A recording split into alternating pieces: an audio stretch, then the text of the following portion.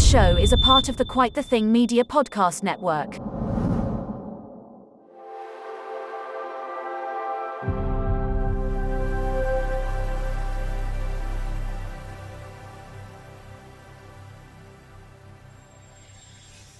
Hello and welcome to episode 22 of the Gamers Watch podcast. My name is Harry and with me today as always is Shaun. Hey. And this week has been absolutely fucking insane. There's one way of putting it. There's no other way of putting it. We've gained something like 400 followers. We've got our very first 100 download day. We've had 430 people tune into our show in the space of 7 days. Shit's gone bananas. And we've got a couple of people really to thank for that, that I just wanted to sort of give a couple of shout outs to. Now, the first person is the person who actually gave us the code for Biomutant that allowed us to do the giveaway that got us something like 300 followers in the space of 2 days. That person is Ryan Actually Won, who was also the guy, Shaun, if you remember, who told you about Stubbs the Zombie. It was.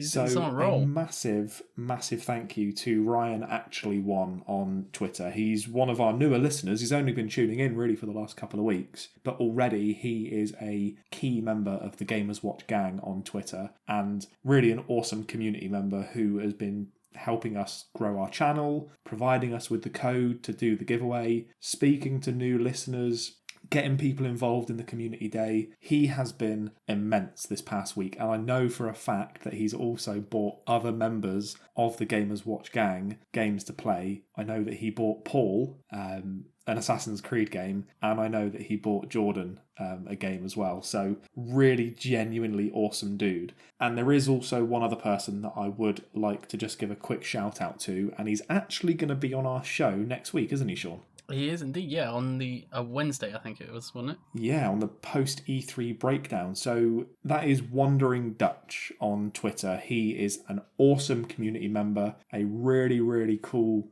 contributor. He saw our tweet that I put out where I said we need 10 more people to get to 800.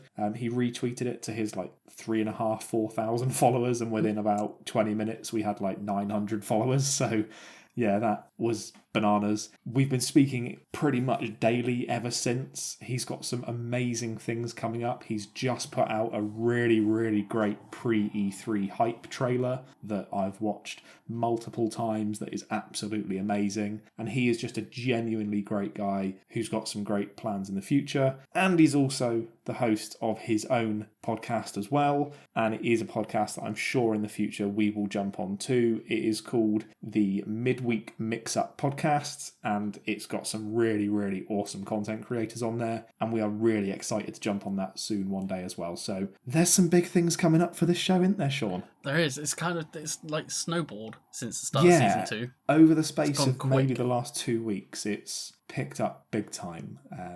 I feel like, I don't know if it's just me, Shaun, but I feel like we've gone to that next level where we're now not actively having to promote our show. Other people are doing that for us, and now we don't just have a Twitter account where all of our followers are other podcasts. Yeah. We massively appreciate all the support that every podcast has given us over the last 6 months of this journey. But we're now at a point where we've found our audience and we've got a community of gamers, and it's just growing day by day, and it is amazing to see. So yeah, thank you to all our existing followers and all our existing listeners. A big thank you to everybody who's followed this podcast through either Dutch or Ryan's help with the community competition, or if they've just found one of our tweets, or if they've just spoken to us or shouted us out. Massive thank you to everybody. And just don't forget that you've still got a week left to vote for us in the QTT Gaming and Technology Awards. So do give us a vote, please. And depending on what time you listen to this on the Saturday, you might still have a bit of time to enter the Biomutant competition if you haven't. No, you won't be able to, Shaun, because it closes on the 12th. Wait, when does this podcast come out? On the 12th? The 12th, isn't it? It's the 12th. Yeah, it is. Hang on. I'll tell you what. Shaun, you do the first bit of the news, and I'm going to find out when the competition ends, because I don't even know. I'm pretty sure you said 12, but I'll make a start. So one thing we're going to do every other episode again. When Yeah, we it's do the our... 12th. Yeah. Yeah. Yeah, it's the 12th, midday Eastern Standard Time, so 5 p.m. on the 12th. So yeah, if you're listening to this and you've not entered the competition, go onto our Twitter page, find the pinned post. No, it won't. Which won't be pinned now because it'll be the new episode. Go, fuck it. Go through all our old tweets, find the bio. No, go into Twitter, type in the search bar, Gamers Watch Crew, then hashtag Biomutant, and you'll just, fuck it, you'll find it. Don't worry, you'll find it. Just scroll through everything. Yeah, just get a fucking 10 minutes on the shitter and just go through our page. It isn't that difficult. Fuck's sake, guys, come on. It can sometimes be difficult with the stuff we tweet. Yeah, it can do, because I've just seen that you put the 69 tweet back up, which makes me laugh every time. Yeah, because we got to 1,069, and I was like, oh, I'll do that. Done it. And then about a minute later, we went to 1,070. I was like, oh. Yeah, stop following us, people. It didn't last long. Sean's trying to make funny jokes. I'm going to have to dig out some of the other old ones we've done. Oh, which mate, I can't remember. I just remember we still the need to find one. that video of us in the dark. Yeah, oh yeah. I'll look at my Google Drive. Yeah. It will be on there. Just take so some shall digging. we move on to the news, Shaun? Yes. Because we've got some PrE3 news. That was the name that I made up for PrE3. PrE3. I saw that. That was clever. That was a good one. That's better than your game in 60 seconds today. Yes, it is. So we'll go through that soon. Don't worry, guys. So do you want to go through the first bit of PrE3 news? Yeah. So it's going to be something that we do every time we do Xbox news now. And I think we've done it for a little while at the end of season 1, and then for some reason just stopped doing it as part laziness, of Shaun. It's called laziness. Pretty much. But it's going to be going through games that are joining Game Pass or just joined Game Pass, depending on the timing. But this time... And, oh my god, the really exciting bit, Shaun. Yep. It's not a piss take affiliate, is it? No, it's an actual affiliate. An actual person has reached out to us and actually wants us to have their content be promoted through our show. I know. Fucking it's amazing. Insane. Talk us through it, Shaun. Okay, so Game Pass News is brought to you by GamePassCounter.com. Oh. And GamePassCounter.com is a new website launched by Garrett Atkins as part of his currently unnamed Xbox project, but it's basically everything you need for information for Game Pass on one handy dandy website. It has, I'm literally got it up in front of me. It's got the list of the games coming soon. It's got 54 games coming soon. So it's got all the Microsoft Game Studio games that don't have like release dates and that yet. It's got this is the handiest one for me, the leaving soon list, because he actually put up, I think it was Western Dead was leaving soon before the Xbox Game Pass Twitter said that Western Dead was leaving soon. That was amazing. So, because I hate how little time they give you, because Ace Combat's leaving soon, and I've still got that on my play later list. So I'm going to have to get around to that in the next few days, because normally they give you like a couple of days notice, and you're like, well, that's no fucking time. And it also, another cool feature is there are so many different breakdowns if you want to find like specific games. So there's backwards compatible games that have the FPS boost, Series X and S optimized games. There's touch games as well. So ones if you want to play it on the go and it's got touch controls, and then also cloud games. So if you've got a controller as well with your phone, these are ones you can play. All on this one single website. Yeah, all through one website. He made this himself with the help of like 3 or 4 other people, and oh my god, it's literally amazing. I love it. It's great. I've used it multiple times to find games for Game in 60 Seconds, to find games for Game Pass or Play. It's just brilliant. So I would recommend every single person who's listening to this, if you've got Game Pass, which I'm guessing a lot of you do, just check it out. It's really cool. I've got it bookmarked on my Chrome, on my phone. The mobile optimization is brilliant as well. So yeah, definitely check it out. And also we are going to get Garrett on the show very soon as well. We have been speaking to him. He is building this, from what I can see, this like super team of Xbox content creators. And already today, when we're recording this, the 9th of June, he's already sort of announced the first person that is joining that team, which is really cool. I don't know if you saw that earlier, Shaun. I did, yeah. The person that was joining. Really, really great content creator. She's a New Zealand-based Xbox community gamer. It's at Miss Deuce Geek. She's wicked. I even spoke to her earlier on today, and she's really excited to be part of this project. So yeah, Game Pass games coming to the service. Oh, yeah. I forgot over to actually say the over the next games. few days is brought to you by Game Pass Counter. And what are those 2 games, Sean? I got too excited about Game Pass Counter. We genuinely got so excited that we're legitimizing ourselves now. Oh, I forgot to mention the fucking It's like we games. forgot to mention the merch. Oh yeah, we got merch. Yeah, we've got merch. Go on to find our merch. linktr.ee/gamerswatchpodcast. Click the link that says merch. It takes you there. Sean, this is what going 2 well. games are coming out on Game Pass? Backbone and Darkest Boom. Dungeon. Yes. I'm very excited for Backbone. You're very excited for Darkest Dungeon. Yeah, I've had it in my Steam wishlist for a fair few years now, but never got round to buying it. So Backbone is a post-noir role-playing detective game, but you play as a raccoon, as a private investigator who is investigating crimes in a dystopian Vancouver. What's not to love just about sounds bonkers to me. Sean, what's Darkest Dungeons about? Darkest Dungeons is a gothic roguelike, which is going to be interesting if I do get to play that. It's also turn-based RPG about the psychological stresses of adventuring, and also has Lovecraftian influences. Yes. Which I just everything about Lovecraft I love. So yeah, very excited. 2 wicked games that are coming to Game Pass soon, brought to you by GamePassCounter.com. So it could be the game that makes me like roguelikes. it could well be, unless my E3 prediction comes true, and we'll talk about that a bit later. Or I might need a new Xbox gamepad soon. Yeah, either. Mm-hmm. Now, Sean, we've got a little bit more Xbox news. Xbox soapbox. Oh, okay, so today is the 9th of June, 2021, and the Battlefield 2042 trailer launched. Yeah. Trailer itself looks fine, shooty bang bangs, looks pretty, lots of explosions. Why did I hear that? Wingsuits and tornadoes. Why did I hear that in the chitty bang bang song? Oh, you shooty bang bangs. So yeah, it looks fine. Like it's a shooting game.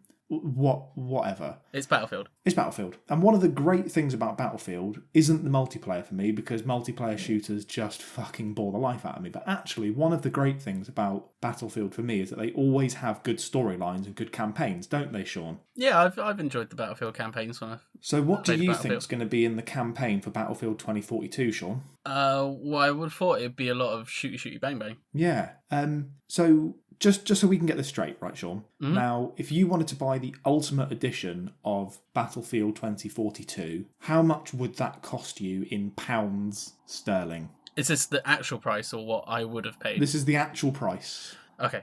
£120 sterling. Now, they've done this really, really sneaky thing where they're technically saying that they're selling you 2 games, because you get the Xbox One version and you get the Series XS version. But actually, I'm pretty sure smart delivery exists, so that argument is already redundant. So anyone that says they're selling you 2 games, no, they're fucking not. You get that with the standard edition. You just are purposely being conned out of money for nothing more than a resolution boost. So we'll just nip that one in the bud straight away. The £120 version also gets you cosmetics that mean nothing because they don't affect the gameplay, so they're worthless. It also gets you the first season, but doesn't get you the second or third or whatever seasons on they're doing. But also, it doesn't get you a campaign, does it, Sean?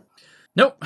Or, as you would expect to see in a £120 like collector's edition, you don't get any like physical thing. Well, when I saw it was £120. You get a digital art book and you get a digital soundtrack.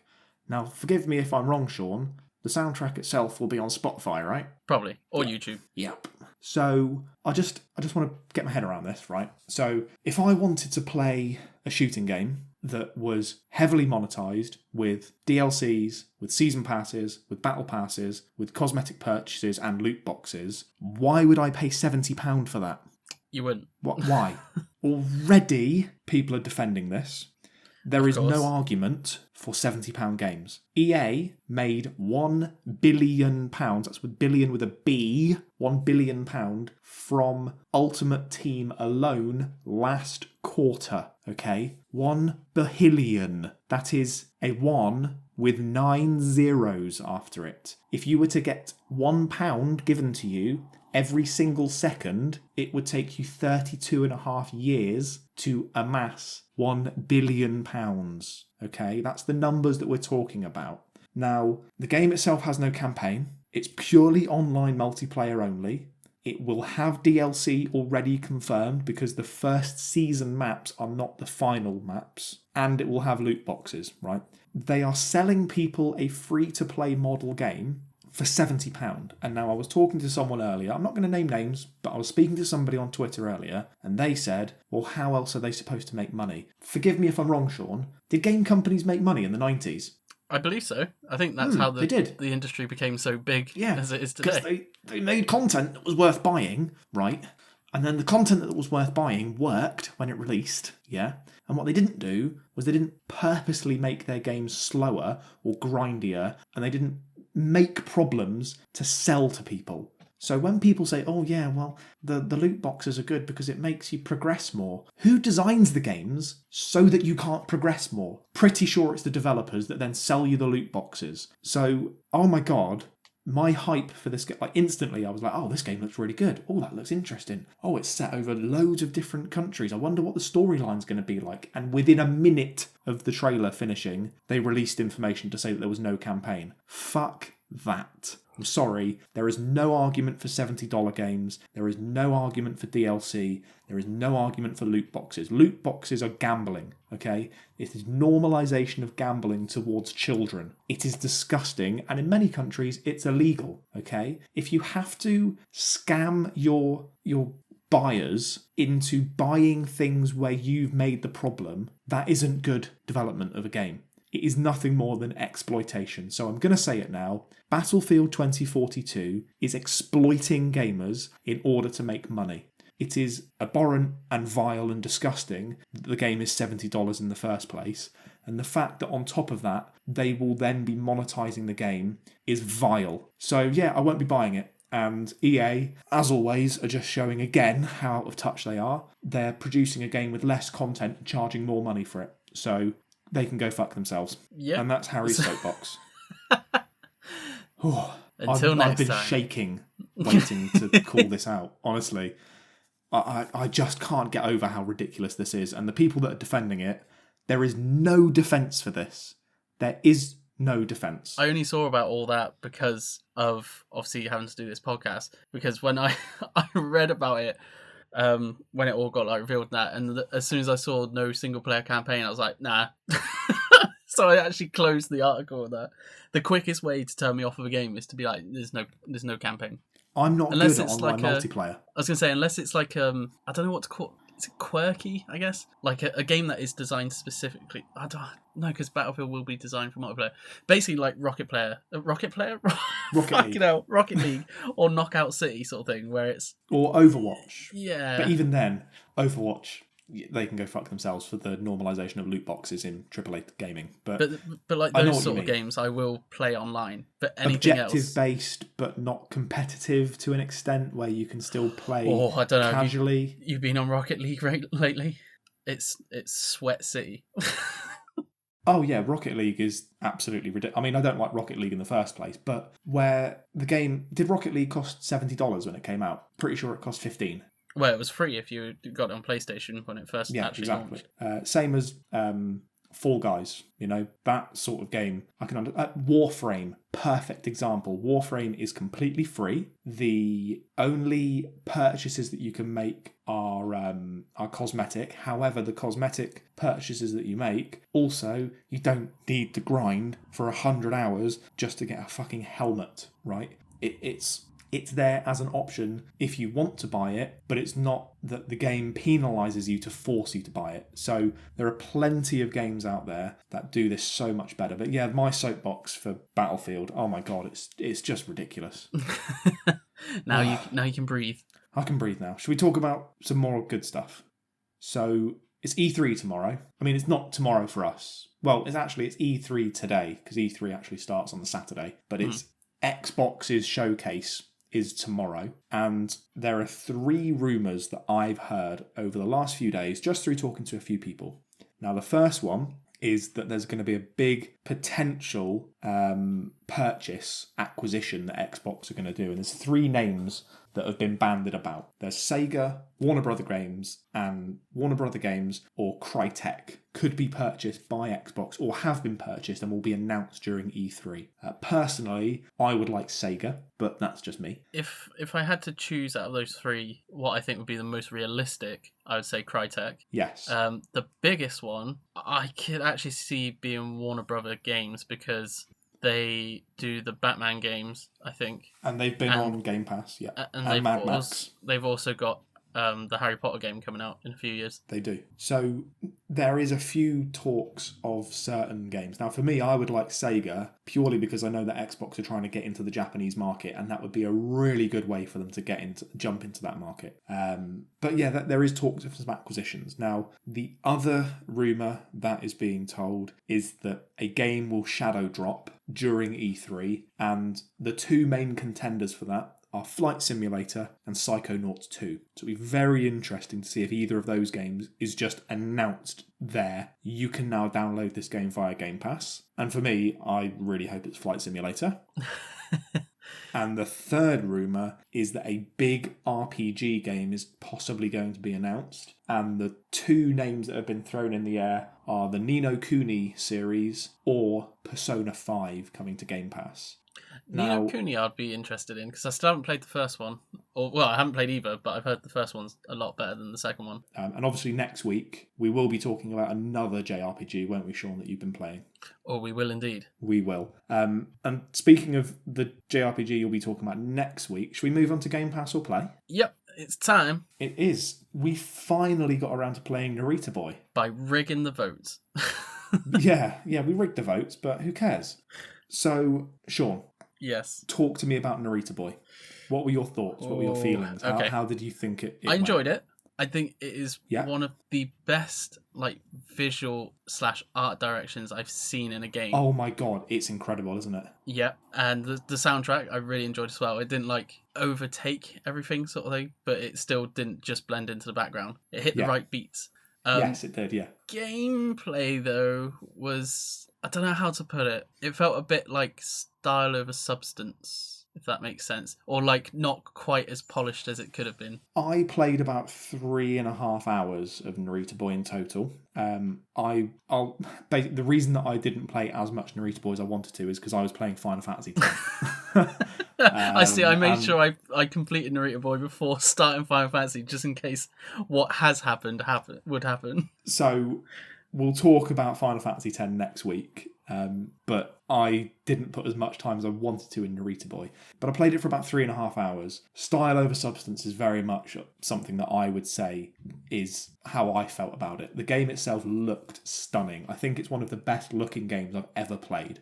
The soundtrack was amazing. The combat wasn't fantastic. It was simplistic, but with a learning curve that meant that if you mastered it, then combat became maybe a little bit too easy at times. I wasn't a huge fan of the platforming. However, looking back at it, it's not a platformer, it's a Metroidvania. So I think I just went into it thinking it was something a bit different.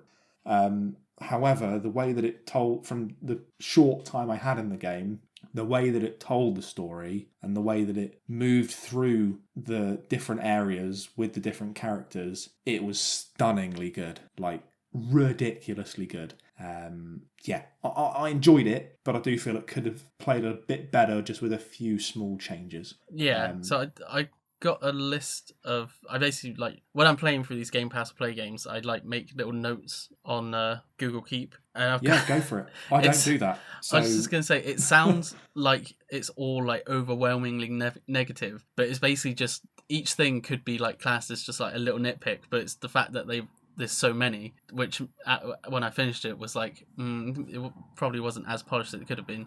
But let's have a look. Where was it?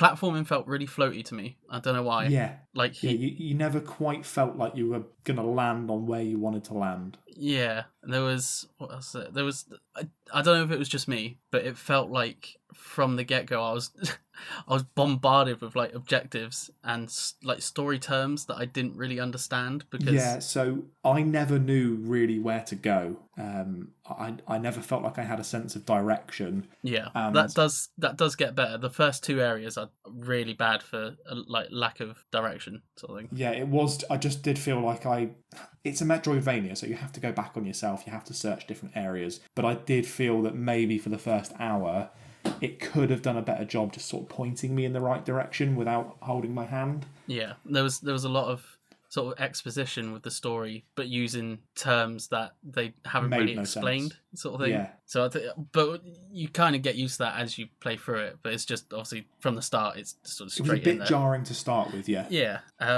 What else did I write down? The backtracking. There's no Yeah. map.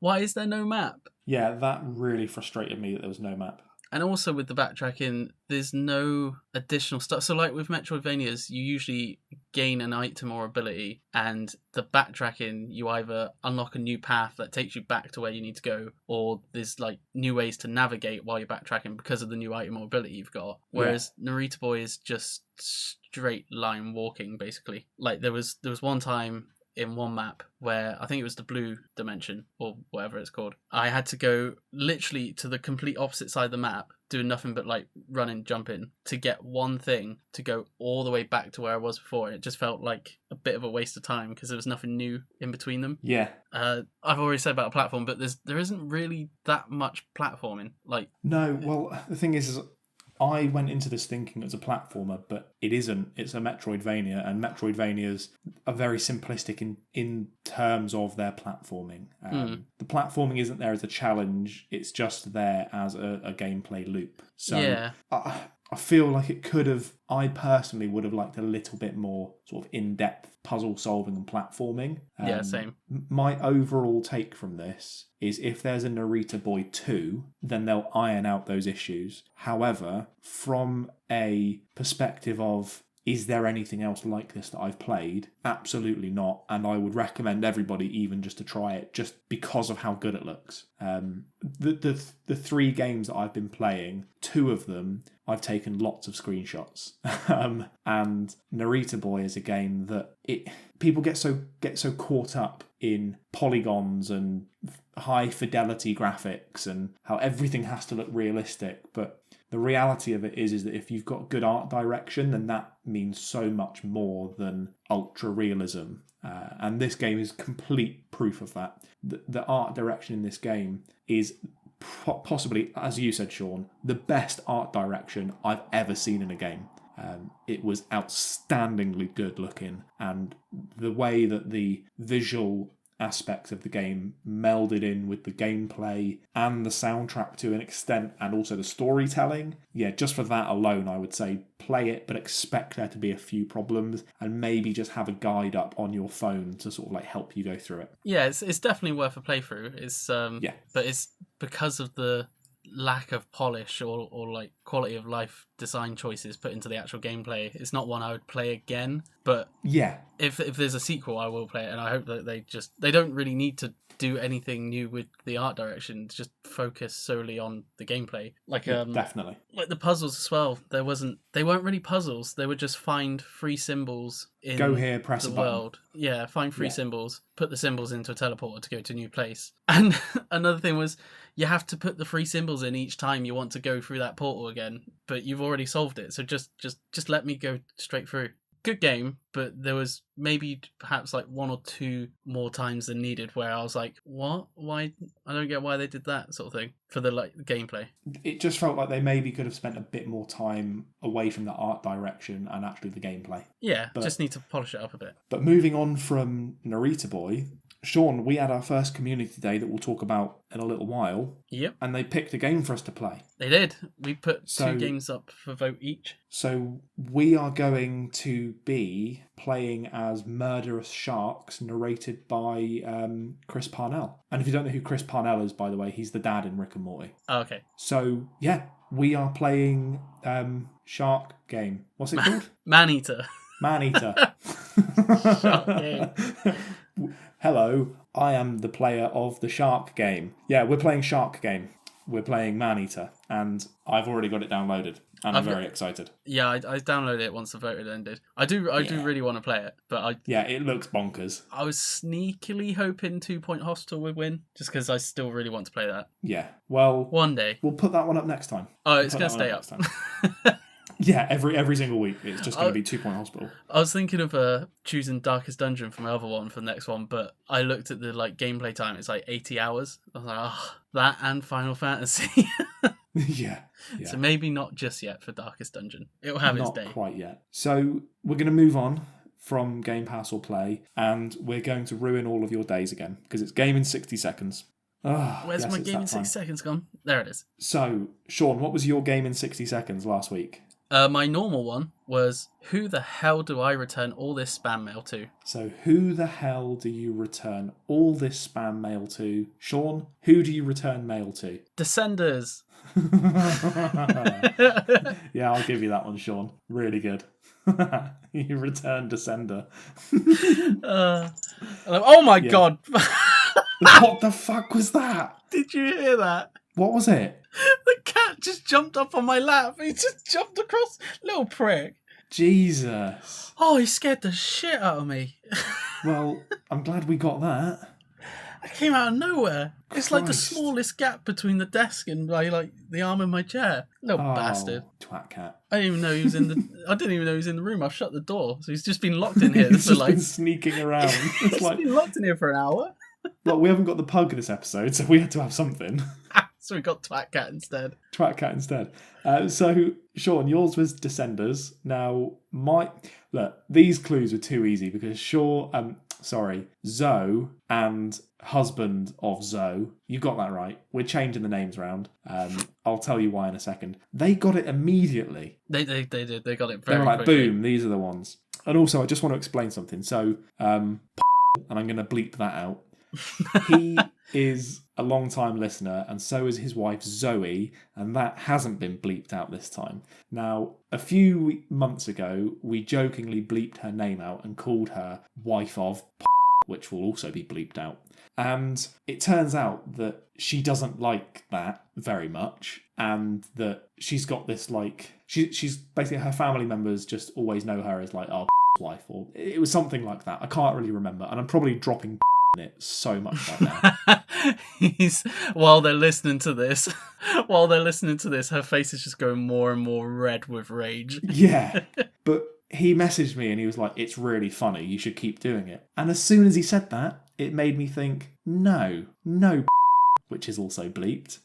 You're now husband of Zoe. So we would like to introduce all of the Gamers Watch gang to Zoe, and she is the true mastermind behind all of these Game in 60 Seconds. And my clue that she guessed almost immediately was, oh, bloody hell, a meteor hit the Earth again, or something like that. And that was second extinction, because what happened the first time there was a meteor, there was an extinction. Oh no, the meteor struck again, second extinction. Very easy. Do you want me to ruin your day with my new clue, Shaun? Well, Zoe also got my bloody pirate riddle hunt thing. Oh, she did. On the first day. Yeah, they got that really quickly as well. I wasn't expecting that, because I was hoping they'd not realise they had to go outside of the actual episode sort of thing to find it. But here's the thing, Shaun. We're not going to tell everyone else what it was. Why? Because it was just for them. Okay. Because we're going to change the header. Well, yeah, so it'll be forever lost. Yeah, exactly. It's just their secret clue that they got.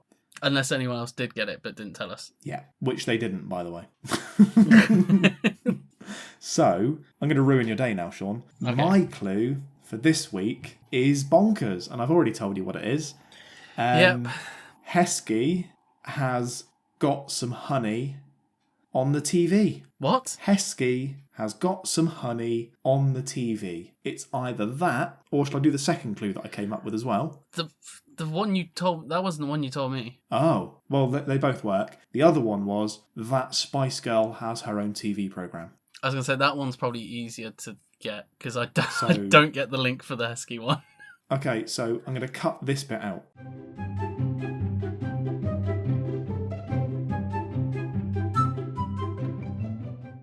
And now we come back. Doesn't make any sense, does it, Shaun? It doesn't make any fucking sense, no. Makes Stick no to the sense Spice Girl whatsoever. one. So my clue this week is that Spice Girl has got her own TV programme. Sweet. Shaun, what's yours? My one is ready to offend people again. Oh, I've done the cleft palate. I'm moving on to other people now. go on. Okay, so mine is, the poor soul should have known not to leave the house in June with ginger hair like that. Oh my God. The poor soul should have known not to leave the house in June with ginger hair like that. You've not told me what the answer is to this, and I have literally no idea. It's one of those ones where when you see it, it's very obvious. But Right, Shaun, tell it. Just say the name now, and I'll bleep it out. it's That makes no sense. how does that not make sense? That doesn't make any sense. Ginger people in the sun. I mean, oh yeah, no, it totally makes loads of sense. Good luck, guys. Makes no sense. So, that's our game in 60 seconds. Congratulations, guys. We probably just ruined your weekend. So, should we move on to something a little bit cheerier, Shaun? Yeah, We had our first community day, and wasn't it fun? it was. It went well. It was really good. Went really well. People replied. That was all that I wanted. People did reply. The first thing they replied to, and we need to congratulate him again. We're not going to spend too much time on this because you all know who the winner was. Our reigning Twidiot champion, the Crap Gamer, he's successfully defended his belt. So we had 2 tweets. The first one is the Crap Gamer saying Motorsport 7 completely sucked and tanked. It's been 4 years and nothing has come from them, even though Forza Motorsport has been announced, and he gave the game a 10 out of 10. And the other tweet was, to be fair, I thought this one was dumber. It was from Apex Alpha J, and he was upset that the protagonist for Horizon wasn't pretty enough for him. He says, is it me or is Sony making their lead female protagonist look masculine as hell? Barely no curves or rough non-feminine features, unlike the average woman. Just my 2 cents. And then he posted a picture of what he wants the person to look like in Horizon, and it's basically just a caricature of attractive female version 7 with ginger hair. But you'll all be happy to know that Crap Gamer is our reigning champion supreme of Twidiots. So thank you to the 20 people that voted. Crap Gamer won with 70% of the vote. So a lot more. I thought it was going to be closer. I didn't know which way it was going to go, but when Community Day actually started and the vote got underway, I think it was about 10 minutes later, I was like, oh, I'll just have a quick check. And he had 100% of the vote so far. I was like, oh, okay. Yeah. And obviously the second part of the Community Day we've already spoken about, and that was that Man-Eater was the game that we're going to play. However, 2 Point Hospital was very close. It started creeping up a bit. It didn't quite get there. Close. It had 31%, and then Man-Eater had 48.3%. And now, last but not least, we had the community question, which was this week, what is your unpopular gaming opinion? Now, you all know my unpopular gaming opinion, all 743 of them. But my main unpopular opinion that sort of polarizes so many people. We should have instead of Game Pass counter, it's just Harry's opinion counter. Yeah, mate, there's not enough bandwidth on Earth.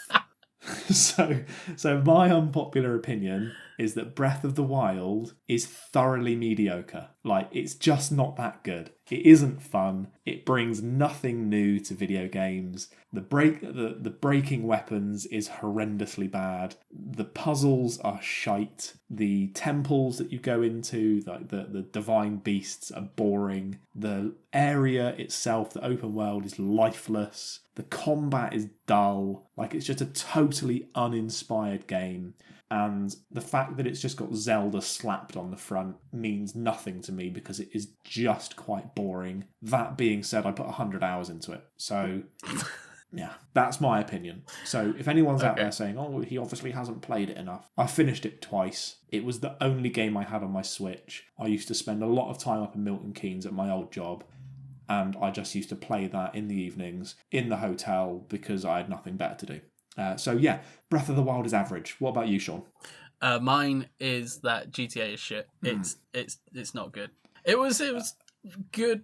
I'm not saying all the time. Like, back in the day, obviously it did do some all right, Grandad. Oh, back in the day, it did do some like groundbreaking stuff. But nowadays, it's not.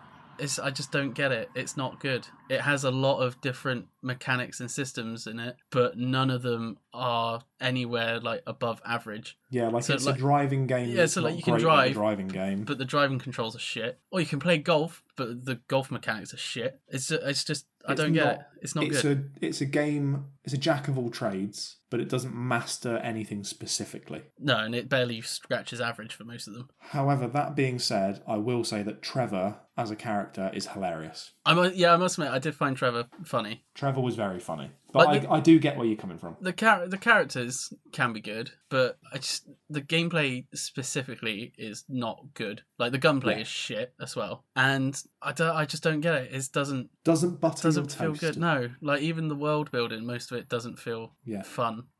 So I just don't like GTA. Yeah, that's a valid opinion. I mean, it's wrong, but it's still an opinion.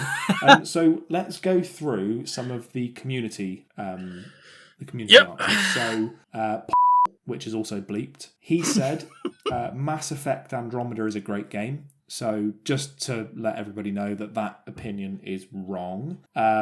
He says that Smash Bros is the biggest pile of shit. And is milking the cow that keeps Switch players from dying from dehydration. I'm not a big Smash fan, to be perfectly honest. I'm not really a big fighter fan either, but I don't hate Smash sort of thing. Like if someone asked me if they wanted a game of it, I'd play it, but you wouldn't go out your way to, yeah. No, I wouldn't really buy it and then like play it non-stop sort of thing myself. But now another opinion he's got is that most PlayStation exclusive look like they're made by the same dev team, and I can get that. Last of Us, Uncharted, Days Gone, a lot of third person. I mean, 2 of those 3 are literally the same dev team. Yeah, but also massive congratulations, by the way, to Insomniac, because you guys have fucking killed it with Ratchet and Clank. So congratulations, massive, well done. It looks immense. I gotta wait to play it. And Xbox need to release more first-party games. That's not an unpopular opinion. That's just the truth. We've got John McMillan, who said that Battle Royale games are just complete novelty and they're oversaturated. I'll agree with that. I agree. Ahmed A44 has said that a well-made Superman game would be extremely popular. That's not an unpopular opinion. That would be dope as fuck. I don't know if I should say this, but Zoe get it out of the way. Said that Gears of War is pure shite. You're wrong. I'm going to get Harry to drive me up to Scotland so I can lob my Gears of War books at you. We've got NG Punisher saying that Red Dead Redemption 2 gameplay is shite. Punisher, thank you for the tweet. You're wrong. Zen, the King of Cookies, has said probably loads of people believe me when I say the COD series is old and needs to die, but we all know it's still an unpopular opinion. Zen, you're right. Jordan has put Assassin's Creed is overrated and overhyped shit.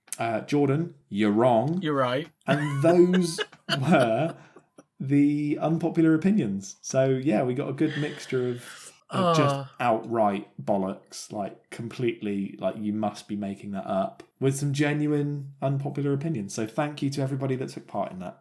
That was it was a really nice day, and I think but you're all wrong. Yeah, you're all wrong. You should be fucking ashamed of yourselves. Who do you think you are? Coming here, spreading your bollocks. Nah, saying unpopular stuff when we've asked for it. Zoe, you need to stop spreading your bollocks. All right, now that you are named and you're no longer we cannot allow that garbage to be on our show. So actually, I'm quite ambivalent to Gears. Like it's all right, but Shaun is like he bums it. So you've made an enemy there, Zoe. I got figures, I got books. If they done a DVD, I'll probably buy the fucking DVD. Yeah, I'm just laughing. He's got a Lancer dildo as well, and it's massive, and it really hurts him. But yeah, the chains on it. I don't know why I turn it on each time. Basically, he just frigs himself with a chainsaw. It's not pretty. So don't really know why I said that, Shaun. Shall we move on to PrE3? I'm sorry. I'm having like multiple laughing fits because I'm laughing. I'm still laughing at the picture of me lobbing Gears of War books out of your car window at Surrey. With a chainsaw up your ass. I'm laughing at the chainsaw up my ass. And I'm also laughing because I've got the Community Day stuff up on my screen in front of me. And all I can see on loop is your reaction gif you put up to Zoe's of that Dr. Phil guy like looking like he's about to collapse. Oh, man. Okay. What's happening? Let's just compose ourselves for a second, Shaun. Oh. Okay. Gears of War's Shall we fucking move amazing. on? Shall we move on to our final segment? Yeah. So this is a very short segment. It's literally going to be like 2 minutes, then wrap up. E3 Xbox and Bethesda presentation is tomorrow, and me and Shaun are going to say one thing that we want to be announced at the show. Okay? Okay. Now, my announcement that I want is a Gears of War chainsaw dildo. And it's so mental that we just brought that up. What are the chances? Phil Spencer comes out like limping. And then you just see a ripcord coming out of his arsehole. Which just does the thing where the camera's like head on so you can't see it, and then it just slowly turns sideways. Sticking out. Pull his ripcord like a life-size Woody doll. No. This episode went off the rails quickly. Oh, right near the end as well. We were so close, Shaun. Oh. Welcome everybody to the show. You some 100 new listeners. Listening to me talk about Phil Spencer being a Woody ragdoll with a chainsaw up his ass. Oh, Shaun, it hurts. Oh. So my announcement that I would love to see is I would love to see Hades come to Game Pass. That's not funny. I'd love to see Hades come to Game Pass. I would too. My dream would be Supergiant Games become an Xbox studio. But yeah, if not that, then Phil Spencer with a chainsaw dildo would be my second. Although you also said the other day that you want Indiana Jones to be Just remembered that. That's to the be picture shown. I did. Indiana Jones to be shown by having a Series X on a plinth and Phil Spencer having to grab it and run away from a giant boulder. Yeah, with a chainsaw up his ass. Imagine if this podcast takes off even more and we have to like meet Phil Spencer at one point. Oh, and we're like, hey Phil, we got this really good segment on like, you a few months ago. What episodes do you recommend? It's like, don't watch. Not don't 22. Don't listen to 22. Oh, man. Oh, Jesus. Shaun, what would your announcement be? At least we got some highlights. It's just this. Just the last 10 minutes. Fuck me with a chainsaw. Realistically, I want to see release dates. Yeah. I was trying to, like, that's one of the main things I want to see, release dates. As for, like, a brand new thing, it's hard to think of something better than Hades. Elden Ring? Oh, I forgot about that. Forgot that was a game. That'd be cool. Yeah. That would be cool. I just want to see some big Game Pass announcements. Yeah. And release dates. Release dates, even though that won't be as exciting sort of thing, like if it was just solid release dates for all the games that we know are being developed, I imagine loads of people would be like, oh, that was underwhelming. Yeah, the thing is that we know that Xbox need to release more first-party titles. And also, I've just realised 58 minutes into this recording that I've got a clock in the background that has been ticking this entire hour. So I'm very sorry. I might have to put music over this episode. God damn it.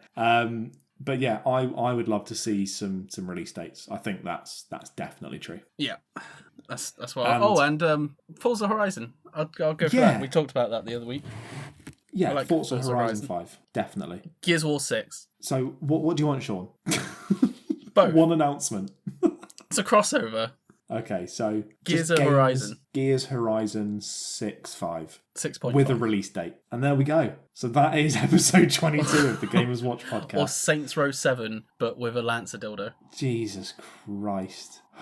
Well, at least now you know what media stuff you have to make. You have to make an image with a Lancer dildo. So best of luck with that one. I can do that.